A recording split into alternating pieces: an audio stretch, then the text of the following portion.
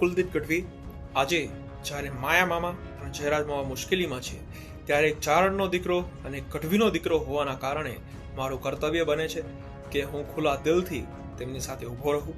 ચારણ અને આહિરનો નાતો તો સૂર્યનારાયણના સમયથી ચાલ્યો આવે છે.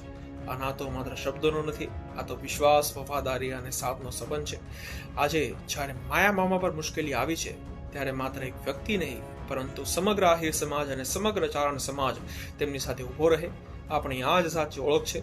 જ્યારે માયા મામાના સારા વિડીયો આવે ત્યારે આપણે બધા ગર્વથી સ્ટેટસ મૂકીએ છીએ, તો પછી મુશ્કેલીમાં કેમ પાછળ હટી જઈએ? જ્યારે કોળી સમાજના દીકરા સાથે આખો કોળી સમાજ ઊભો છે ત્યારે આહિર અને ચારણ સમાજ માટે માત્ર વિકલ્પ નહીં, ફરજ બની જાય છે કે માયા મામા અને જયરાજ મામાની સાથે મજબૂતીથી ઉભા રહીએ. આ એક માણસનો પ્રશ્ન નથી, આ સમાજની અસ્મિતાનો પ્રશ્ન છે. આ એક એકતાની કસોટી છે.